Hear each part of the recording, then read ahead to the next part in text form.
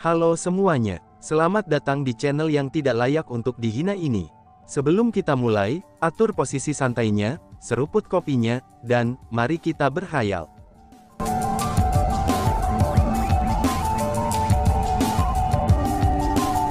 Melanjutkan cerita sebelumnya, kamu, dengarkan baik-baik. Brother Chu Feng adalah saudaraku. Jika kamu berani mengatakan komentar tidak sopan tentang dia lagi, jangan salahkan aku, Nan Gongya, karena tidak sopan, ucap Nan Gongya. Setelah Nan Gongya selesai mengucapkan kata-kata itu, Nan Gongya mengambil tombaknya. Kamu, bagus sekali Nan Gongya. Keberanian apa yang kamu miliki? Karena tempat ini adalah pulau abadi, aku akan menunjukkan rasa hormatku terhadap Weaponry Refinement Immortal, dan tidak menurunkan diriku untuk berdebat denganmu. Namun setelah kita meninggalkan Pulau Immortal, aku pasti akan memberimu pelajaran, ucap Beitang Zimo. Tenggorokannya mengarah dan hampir ditusuk oleh tombak Nan Gongya, ini banyak orang membuat Beitang Zimo merasa sangat terhina. Dia sangat marah sehingga dia mulai menggertakkan giginya. Beitang Zimo adalah orang yang menyimpan dendam, dan kebencian ini sangat diingat olehnya. Semuanya, aku sudah membuat kalian semua menunggu. Tepat pada saat ini, sebuah suara tiba-tiba terdengar. Segera, sekelompok orang berpakaian putih mengenakan topi bambu kerucut tiba dari ujung plaza. Ada total 20 orang, dengan masing-masing 10 orang di kedua sisinya. Penampilan mereka tidak dapat ditentukan. Namun, kultivasi mereka bisa dirasakan. Mereka berdua adalah puncak kaisar setengah bela diri, dan keberadaan pada tingkat yang sama dengan kepala Akademi 9 Kekuatan.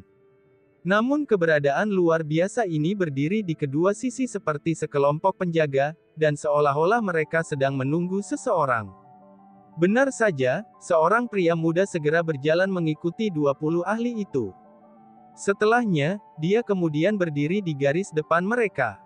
Kemudian, ke-20 ahli itu mulai mengikuti di belakang pemuda itu seperti sekelompok penjaga. Pria muda ini juga mengenakan pakaian putih. Usianya itu setara dengan Nan Gongya dan Beitang Zimo. Namun, kultivasinya sebenarnya lebih kuat dari mereka. Meskipun mereka semua berasal dari generasi yang lebih muda, tapi kultivasi pria muda ini sebenarnya peringkat 5 kaisar setengah bela diri. Bukan hanya itu saja, kekuatan pertempurannya juga sangat kuat. Seperti Chu Feng dan Tantai Sue, ia memiliki kekuatan pertempuran yang menantang surga, yang bisa melampaui 3 tingkat kultivasi. Dengan kata lain, kekuatan pertarungan pemuda ini sebenarnya setara dengan peringkat 8 Half Martial Emperor. Seseorang dari generasi muda yang bisa bertarung melawan kaisar setengah bela diri peringkat 8, pemuda ini adalah anggota terkuat dari generasi muda yang pernah dilihat Chu Feng sejak kedatangannya di Tanah Suci Martialism. Selain itu, Chu Feng menemukan bahwa pria muda berpakaian putih ini, selain memiliki kultivasi yang sangat kuat, ia juga memancarkan aura khusus. Dia memancarkan cahaya keemasan redup. Sementara cahaya keemasan itu adalah sesuatu yang orang biasa tidak akan bisa melihatnya, tapi Chu Feng mampu melihatnya. Itu adalah kekuatan spiritual dari spiritualis dunia jubah kerajaan tanda ular. Pemuda berpakaian putih ini bukan hanya seorang jenius kultivasi bela diri, tapi ia juga seorang spiritualis dunia jubah kerajaan tanda ular. Bakat semacam ini benar-benar menakutkan. Siapa laki-laki itu? Dia sangat kuat. Pada saat ini, bahkan Chu Feng tidak dapat menahan diri, dan mulai bertanya. Itu karena bakat pemuda ini dalam segala aspek, dia tidak dapat dipandang sebelah mata. Dapat dikatakan bahwa ia adalah yang terkuat dari generasi muda. Paling tidak, dia adalah yang terkuat di antara semua yang lain dari generasi muda yang dihadapi Chu Feng. Aku juga belum pernah melihat pria itu sebelumnya. Namun jika tebakan aku benar, dia harus menjadi murid pribadi Weaponry Refinement Immortal, Baili Xinghe, kata Nan Gongya. Baili Xinghe, gumam Chu Feng untuk mengingat nama ini. Baili Xinghe ini memenuhi syarat bagi Chu Feng untuk mengingat namanya. Baili Xinghe adalah pemilik tubuh ilahi. Dilaporkan bahwa ia mengendalikan kekuatan ilahi seperti galaksi. Di antara semua kekuatan ilahi, dia adalah salah satu yang terkuat. Bahkan ada orang yang mengatakan bahwa dia memiliki tubuh ilahi terkuat di tanah suci martialism. Petik 2. Perhatikan baik-baik mata Baili Singhe. Matanya itu seperti mengandung galaksi. Mereka sangat luar biasa, kata Nan Gongya sambil menunjuk Baili Singhe. Memang benar, matanya tidak hanya mengandung galaksi, tapi seluruh auranya juga sangat luar biasa. Dari hanya sekilas saja, orang dapat mengatakan bahwa dia adalah naga di antara manusia. The Overlord Domain benar-benar tempat dengan naga tersembunyi dan harimau berjongkok. Jarang sekali Chu Feng pernah memberikan evaluasi semacam ini, terhadap seseorang dari generasinya yang sama. Namun, Baili Singhe ini benar-benar luar biasa. Chu Feng tidak bisa membantu, tetapi memberinya evaluasi yang begitu tinggi. Jika dia tidak melakukannya, sepertinya dia termasuk orang yang kikir. Adapun Chu Feng, dia bukanlah individu yang kikir. Apakah Baili Singhe itu yang terkuat dari generasi muda di tanah suci martialism saat ini? Tante Sue bertanya dengan rasa ingin tahu. Itu sudah jelas bahwa dia juga kagum dengan kekuatan kuat Baili Singhe. Sementara Baili Singhe sangat kuat, dia seharusnya tidak menjadi yang paling kuat. Paling tidak, 4 kekaisaran besar memiliki anggota generasi muda sekuat dia. Aku menduga bahwa Istana Raja Fana, Istana Dunia Bawah, dan Istana Hukum Surgawi, kemungkinannya juga akan memiliki anggota generasi muda sekuat dirinya. Adapun kerajaan Elf, itu tidak perlu menyebutkannya. Aku curiga mereka memiliki lebih dari 1 anggota generasi muda sekuat dia. Namun bagaimanapun juga, Baili Singhe dapat mewakili batu loncatan tertinggi di antara generasi muda tanah suci martialism kita saat ini, jawab Nan Gongya. Dia masih bukan yang terkuat, kalau begitu, lalu seberapa kuatkah anggota generasi muda yang paling kuat? Kultivasi macam apa yang dia miliki sekarang? Tante Sue mulai menebak dengan rasa ingin tahu. Terkuat ya, itu sangat sulit untuk didefinisikan. Meskipun kita semua adalah anggota generasi muda, tapi usia kita berbeda-beda, dan orang-orang yang mengasuh kita juga berbeda. Jadi, sangat sulit untuk menentukan siapa yang terkuat. Lagi pula, untuk menjadi yang terkuat sekarang, itu tidak berarti bahwa mereka akan tetap yang terkuat nantinya. Jika aku harus menentukan siapa yang paling kuat di antara generasi muda kita, maka aku harus mendasarkannya pada bakat. Jika aku menjadi pengamat, maka di antara semua orang yang aku temui, aku berpikir bahwa Brother Chu Feng adalah yang terkuat, kata Nan Gongya ketika dia memandang ke arah Chu Feng.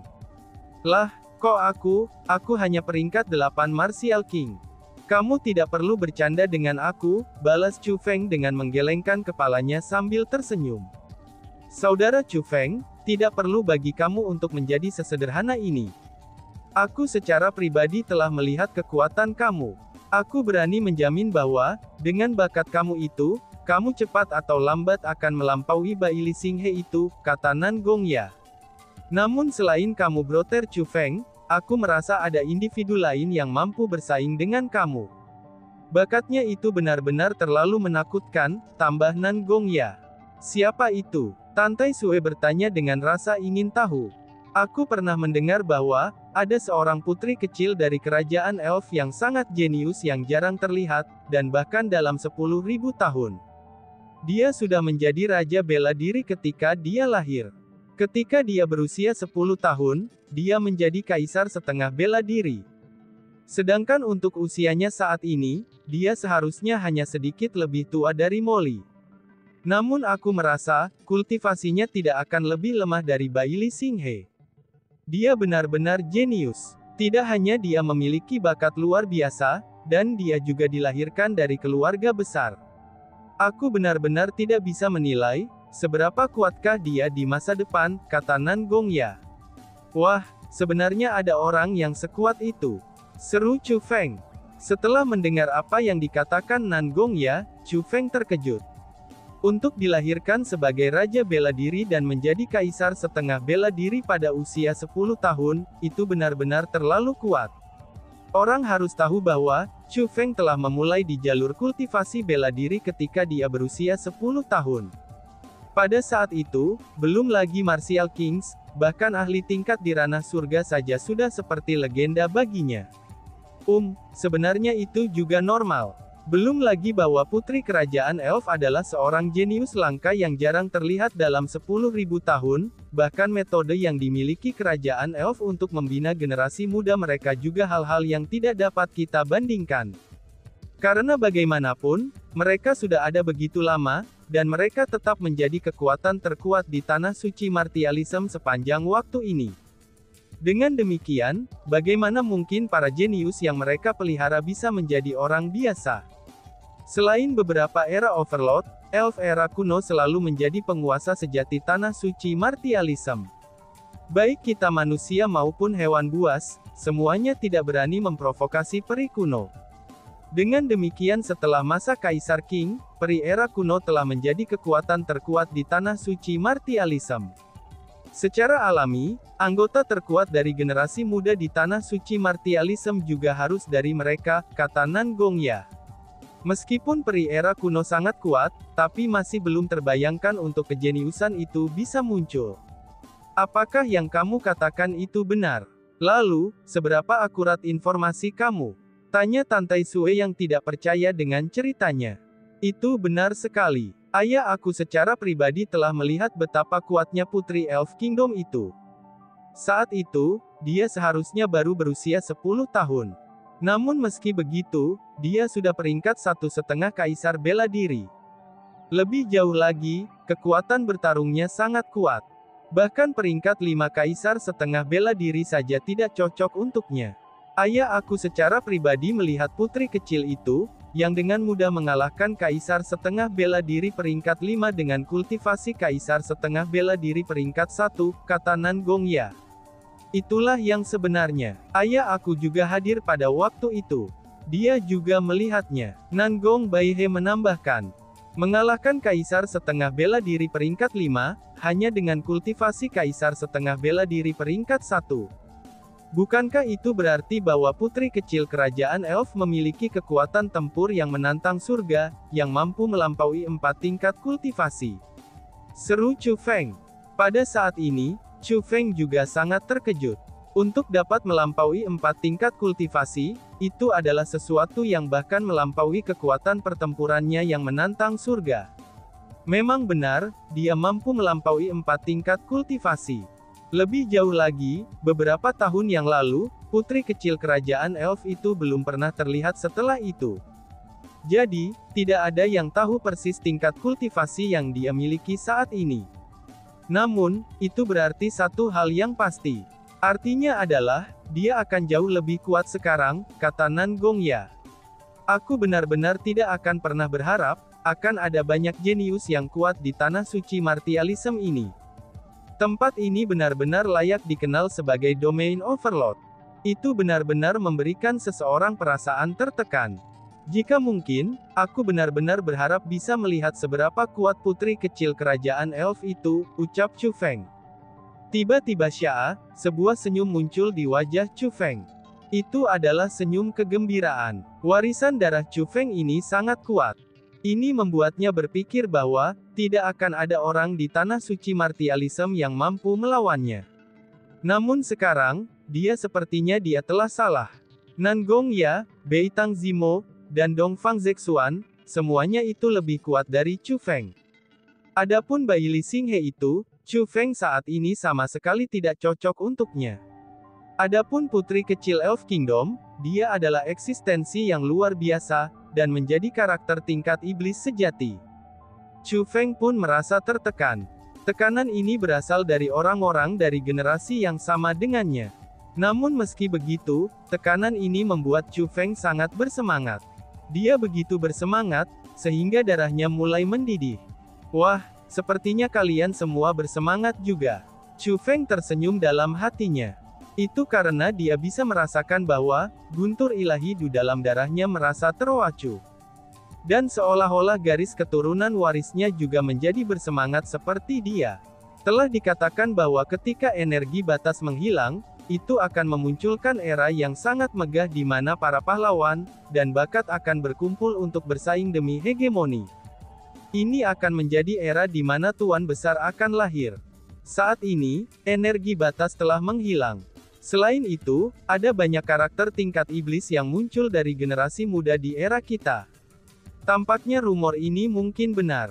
Untuk dilahirkan ke era ini, aku benar-benar tidak tahu apakah itu keberuntungan atau kemalangan, dan keberuntungan ataukah bencana, ucap Nan Gongya. Nan Gongya tiba-tiba tersenyum, dan senyumnya itu terlihat agak rumit. Meskipun dia jenius, dan jenius tak tertandingi jika ditempatkan di 9 kekuatan, tapi Nan Gongya sebenarnya tidak memiliki rasa superioritas yang sangat kuat atas orang lain. Alasan untuk itu adalah, karena dia dibesarkan di klan Kekaisaran Nangong. Klan Kekaisaran Nangong adalah tempat dengan para jenius yang tak terhitung jumlahnya. Meskipun dia memiliki bakat luar biasa, meskipun dia telah melakukan upaya besar dalam kultivasi bela dirinya, tapi dia tidak pernah menjadi jenius terkuat di Kekaisaran Nangong Imperial. Dia tidak pernah merasakan sensasi menjadi tak tertandingi di dunia ini, dan dia juga tidak merasakan sensasi dipandang sebagai dewa oleh orang lain. Dengan demikian, meskipun ia terlihat sangat tinggi dan berada atas mereka di mata orang-orang luar, dan meskipun ia adalah seorang tuan muda klan Kekaisaran Nangong, tapi ia adalah seorang jenius puncak di tanah suci martialisme. Meski begitu, Nan Gongya sebenarnya merasa rendah diri di dalam hatinya. Dia merasa bahwa meskipun dia bisa dianggap jenius dan lebih kuat dari banyak orang, tapi dia tidak akan pernah menjadi jenius terkuat. Di masa lalu, dia juga tidak. Pada saat ini, dia juga tidak. Dan di masa depan, dia juga tidak akan menjadi salah satu jenius terkuat. Cepat atau lambat, dia akan dilupakan oleh orang-orang di dunia. Itu karena, orang-orang hanya akan mengingat nama orang terkuat di suatu zaman. Kebetulan bahwa era kelahirannya adalah era dengan jenius paling banyak, karakter tingkat iblis paling banyak, dan bahkan dalam 10.000 tahun terakhir. Nan Gongya merasa sedikit sedih untuk dirinya sendiri. Di era seperti ini, tidak ada cara baginya untuk bertahan. Tepat pada saat ini, tangan Chu Feng tiba-tiba mendarat di bahu Nan Gongya. Sambil tersenyum, dia memandang ke arah Nan Gongya dan berkata, "Aku pikir jika era ini benar-benar akan menjadi era di mana Tuan Besar akan lahir, era di mana para pahlawan yang luar biasa akan bersaing untuk hegemoni, maka itu akan menjadi luar biasa. Keberuntungan telah lahir di era ini. Terlepas dari seberapa banyak kita akan dapat mencapai di masa depan, setidaknya kita akan dapat menyaksikan hal-hal yang akan terjadi di era ini. Itulah kekayaan kita. Aku berpikir bahwa di masa depan, akan ada banyak orang yang akan iri pada kita karena bisa dilahirkan ke era ini. Ini seperti bagaimana kita iri pada orang-orang dari zaman yang sama dengan Kaisar Qing. Untuk dapat menyaksikan kekuatan tak tertandingi Kaisar Qing, itu adalah semacam kekayaan, ucap Chu Feng. Mendengar apa yang dikatakan Chu Feng, Nan Gongya terkejut. Pada awalnya, dia agak bingung. Namun setelahnya, dia dengan segera menunjukkan senyum lega. Senyumnya ini juga sangat menyenangkan. Kemudian, dia menepuk bahu Chu Feng dan berkata, "Itu benar, saudara Chu Feng, apa yang kamu katakan itu benar. Sungguh, kata-kata kamu telah mencerahkan aku. Terlepas dari apa yang ada di masa depan, itu adalah kekayaan kita untuk bisa dilahirkan ke era ini. Ini adalah hal yang baik. Kita harus menikmati segala yang terjadi di era ini, Nan Gongya. Kalian berdua, berhentilah mengobrol. Baili Xinghe akan mengumumkan dengan tepat siapa di antara semua orang yang tiba di sini, yang berhasil melewati persidangan. Dia akan mengumumkan siapa yang akan dapat memperoleh senjata dari pemurnian senjata abadi yang dimurnikan secara pribadi." Tepat pada saat ini, Nan Gong Baihe menyerukan perhatian kepada Chu Feng dan Nan Gongya. Hanya pada saat inilah Chu Feng melihat bahwa, Baili Xinghe sudah mengatakan banyak kata-kata penyambutan saat dia sedang mengobrol dengan Nan Gongya. Akhirnya, Baili Xinghe akan berbicara tentang topik utama. Persis siapa di antara semua orang di sini yang berhasil melewati percobaan, dan akan bisa mendapatkan senjata yang dibuat khusus oleh pemulihan senjata immortal. Pada saat ini, semua orang mulai menahan napas untuk mengantisipasi. Selain itu, mereka tidak bisa mengalihkan pandangan dari Bailey Singhe. Kenyataannya, banyak orang sangat khawatir bahwa kulit mereka bahkan berubah. Mereka semua berharap bahwa mereka telah berhasil lulus ujian. Karena kalau tidak, bukankah mereka akan sia-sia datang ke sini? Bukankah mereka telah mengalami semua bahaya dengan sia-sia selama ini? Namun pada saat mayoritas orang khawatir, ada beberapa orang yang merasa sangat baik. Misalnya, Beitang Zimo adalah salah satunya. Dia merasa bahwa Immortal Refinement Weaponry sedang menguji kinerja individu mereka. Sedangkan untuk penampilannya, itu bisa dikatakan sangat luar biasa. Jadi, dia yakin bahwa dia telah berhasil melewati persidangan. Bahkan jika semua orang gagal, dia yakin bahwa dia telah lulus. Semuanya, terima kasih sudah datang ke sini. Namun sayangnya, hanya 5 orang yang berhasil melewati majelis pemberian senjata weaponry ini, kata Bailey Singhe. Apa? Hanya 5 orang saja, seru kerumunan. Mendengar kata-kata itu, orang-orang banyak yang terkejut. Segera, alun-alun meledak menjadi kegemparan. Ada banyak sekali orang yang hadir. Perkiraan rendahnya adalah beberapa ratus orang. Namun sialnya, hanya 5 orang saja yang berhasil melewati persidangan. Bukankah ini agak terlalu kejam? 5 orang ini tidak hanya akan dapat bertemu tuanku, penyempurnaan senjata immortal, tapi mereka juga akan dapat memperoleh senjata yang dibuat khusus dari tuanku, ucap Bailey Singhe sambil mengabaikan apa yang dirasakan orang banyak dan terus berbicara. Pada saat ini, semua orang menutup mulut mereka. Sekali lagi, mereka tidak bisa mengalihkan pandangan dari Bailey Singhe. Meskipun mereka tahu bahwa kesempatan mereka menjadi orang-orang yang dapat lulus percobaan sangatlah rendah, tapi mereka masih ingin tahu siapa 5 orang yang telah melewati percobaan ini. Mereka ingin tahu persis apa yang istimewa dari kelima individu ini, sehingga mereka dapat membedakan diri dari semua orang di sini. Selamat untuk 5 orang ini, ucap Bailey Singhe. Tepat pada saat ini, Bailey Singhe mengarahkan jarinya ke arah Beitang Zimo. Ya, aku tahu bahwa itu adalah aku, ucap Beitang Zimo. Mendengar kata-kata itu, Beitang Zimo melompat kegirangan. Dia mengepalkan kedua tangannya, dan menunjukkan pose kemenangan. Dia benar-benar gembira. Itu karena dia telah melewati cobaan seperti yang dia perkirakan. Bailey Singhe menunjuk ke Beitang Zimo, dan berkata dengan enggan. Kamu dari klan Kekaisaran Beitang bisa minggir. Aku sedang berbicara tentang 5 orang di belakang kamu, ucap Bailey Singhe. Apa? Mendengar kata-kata itu, ekspresi Beitang Zimo segera berubah.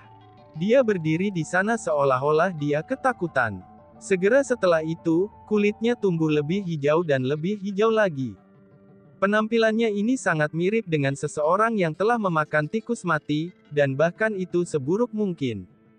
5 orang di belakangnya, bukankah mereka Chu Feng, Tantai Sue, Nan Gong Ya, Nan Gong Baihe, dan Nan Gong Moli? Namun, bagaimana mungkin ini bisa terjadi?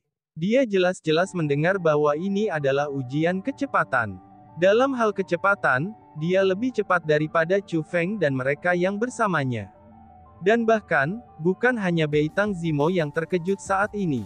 Tapi banyak orang yang hadir semuanya juga terkejut. Mereka benar-benar tidak mengerti, mengapa hanya kelompok Chu Feng yang berhasil melewati percobaan ini. Dan tiba-tiba saja bersambung. Sekian dan terima kasih banyak. Bye-bye.